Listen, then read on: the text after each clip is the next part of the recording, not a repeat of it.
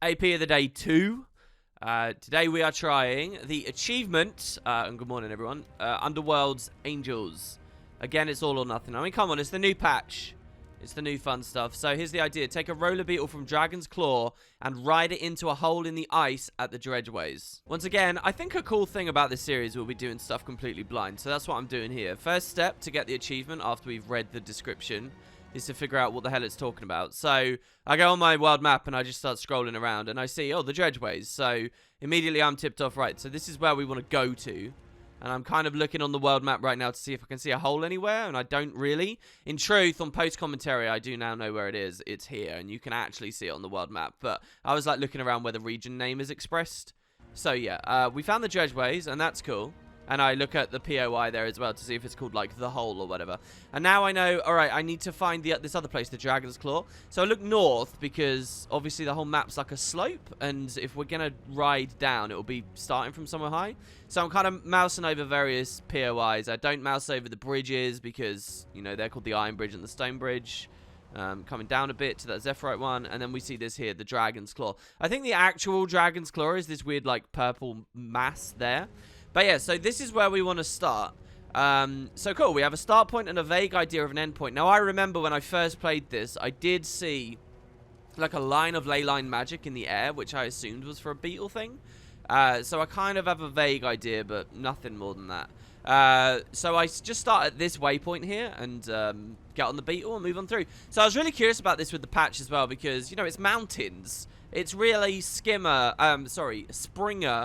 and Griffin oriented, if you think anything else. But it has got space for the roller beetle. Look at what we're doing here. We're going to very smoothly ride down this path. And this is quite an important path as well. I'll talk about a little bit later in the video here.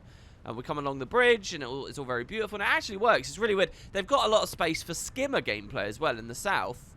The only mount that feels a bit empty, as of this map, is the Jackal, who, you know, you get a lot of quality of life on the movement with. But anyway, so what I also did on the map was I put a personal waypoint on it by alt-clicking. So can you see in the bottom left of my minimap here, I have that starburst. I'm kind of aiming for that. And something kind of happens as soon as I go through this doorway. I realize we're coming to the Dragon's Claw, and we have a ton of speed. And I realize, well, the POI is nearby, but this feels like it. This feels like we're on a roller beetle thing here. And you'll watch, I just zoom past, and I see this thing in the sky, and I'm like, oh my god, yeah, this is it. So the game actually, this was a really easy achievement because I kind of just immediately, naturally was led into it by the roads and the environment. And I'm like struggling and thinking, where do I go, where do I go? It leads me into the air, and then there's a hole here, but I overshoot. So I overshot that because I actually boosted at a certain point on the track. I think on one of the longer ramps where I had a lot of connection to the ground. So one of the things I learned doing adventures and that Boots taught me with like roller beetle races is the best value you can get from a boost is when every second of it, your roller beetle is connected to the floor. If you boost while you're in the air, you don't actually get any speed up. And I think I boosted at an extremely efficient time there. Also, coming off of the back of this long road, this long walkway, meant that I had so much inertia, I overshot what even the devs were expecting. So I actually missed the achievement. And now the video is going to get a little bit more interesting, okay? So the next question and problem to solve was how to get back to the Dragon's Claw easily.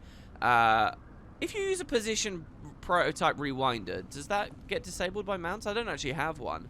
That's kind of a cool idea that you could put one up by the Dragon's Claw, do the whole course, and then warp like an incredible distance across the map.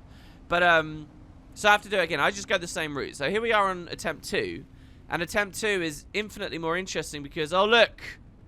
There's no magic. Where do I go? What do I do? And immediately I realize I've made a huge mistake because the beetles died. But at this point, I actually have no idea what the route was. So it's amazing how that ley line magic was quite clearly... you know, I don't really care about it for its loot application, right? I only care about it here for how it guided me through intelligent ways through the map. And it's really cool to see how that, like, design affected things. And now I'm lost. So, attempt number 2 of the day, and all the subsequent attempts after your initial one, are actually a lot harder on this achievement. So be aware, if you're watching this video and thinking, oh, I'll go for it later, really try to watch what you're watching on YouTube here. and take it in, because then you can go to it in game and nail it on your first shot. If you miss your first shot, it's kind of a challenge. I wonder if you can character select, but the thing is I don't have any other characters that have like unlocked enough of the map right now, so I don't know, maybe I could character swap. I kind of want to play a different one. So anyway, here we spring her back and we go. So where we start from is very much, and now I'm like, where do I go? And I fall off on the right and we don't go in the right place. I think it might be the right place, but then this is totally different. And now here's definitely the dredgeways, but there's where I was supposed to come out, and there's the hole. Alright, clearly that didn't work. And every time we mess up, it's this game of how do we climb back. Right now, I'm not going to play this through too many times because I don't want to bore you. I want to give you an authentic experience on this series of what it's like going for achievements. So we will see moments like this, definitely. But there's going to be a lot of attempts of climbing back.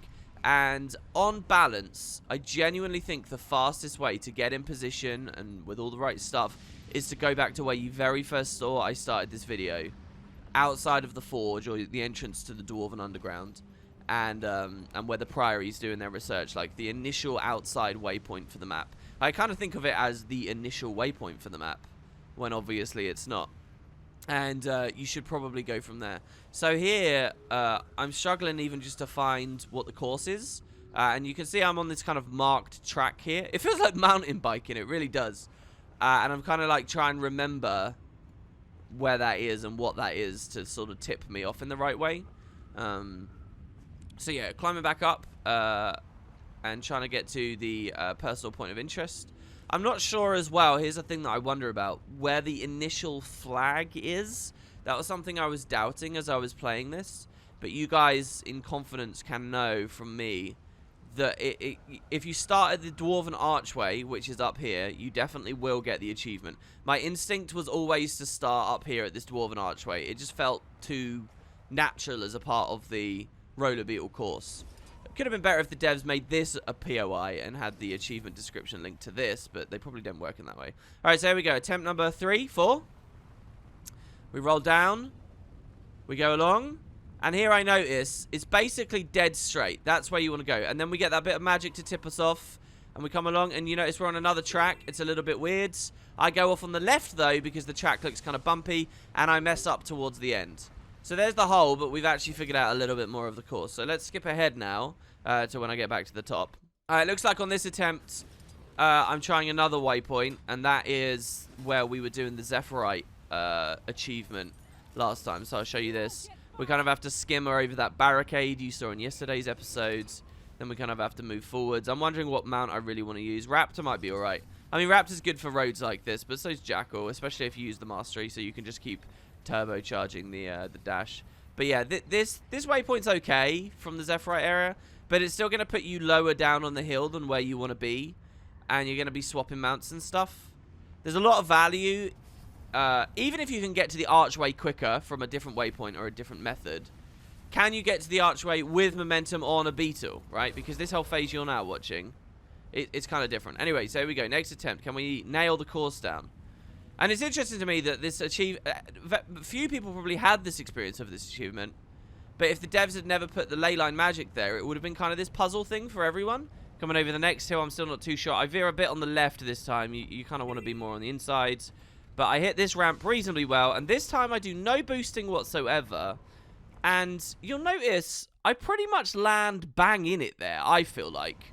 But we kind of just skate over the surface of the water and it doesn't trigger. So now I'm worried that that's not the hole, or that I have to do something a little bit different, or things are a bit weird. But we'll try again. So skipping the climb again.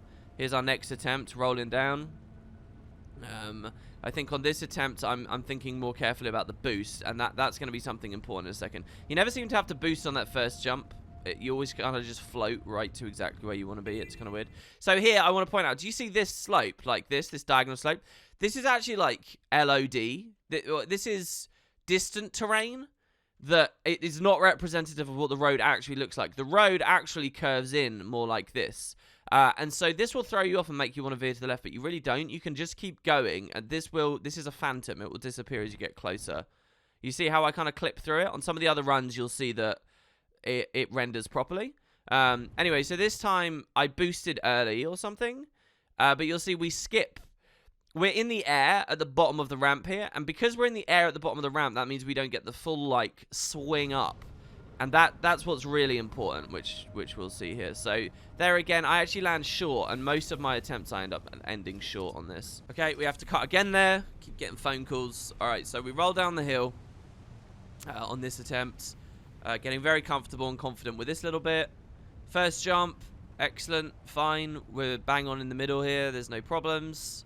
Over here, we're pretty comfortable as well.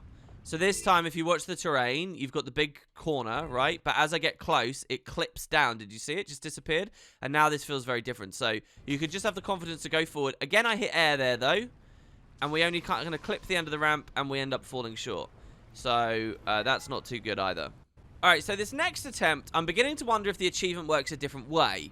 And I'm going to try something really weird at the end. It's based on the new mastery, which launches you off of the beetle. So I've read the description of the achievement, and it says just to land in the water. I don't actually know if I need to do that on the beetle, so I'm wondering now, if I hit this last ramp, and now I use the mastery near the end, I should go in the water, right? But I overshoot because I don't know the full distance of the mastery. But maybe that's how you get the achievement. So that's now my plan.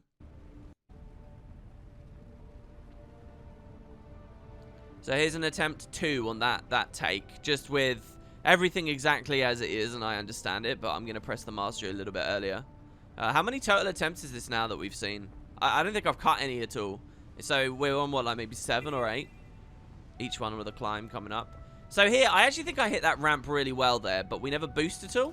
So here we use this, but no achievement. So I'm 99% confident that they don't want you to use the mastery.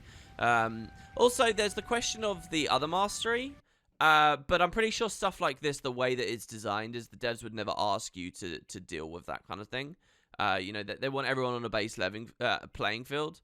All right, so here we go. We're getting near the end now. I'll get it successful in a second. I'll show you the trick that really nailed it for me. And again, I'm pretty sure I would have one-shot this if whatever obscure thing that happened at the start hadn't happened. Oh yeah, I just had too much speed on the very, very first one, didn't I? I completely overshot it, went really far. So we go through the terrain. No boosts.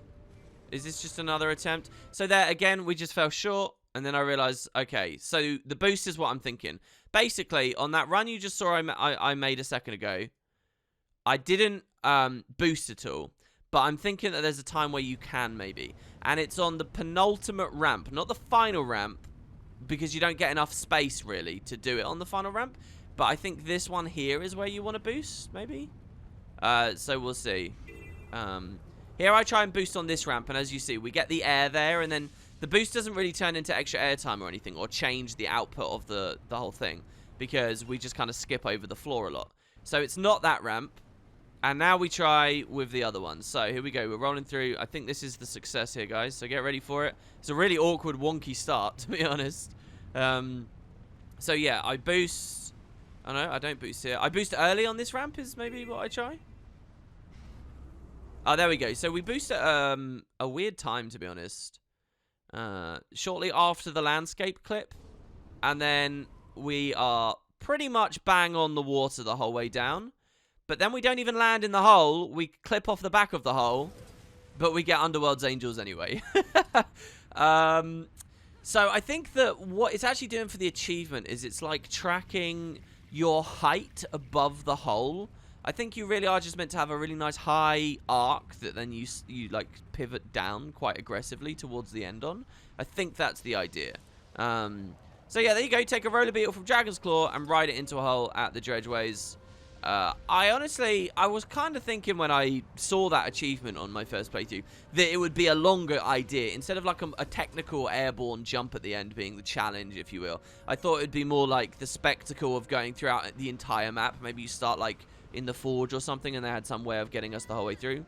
But yeah, cool achievement. I hope you guys enjoyed. I'll see you for another one tomorrow.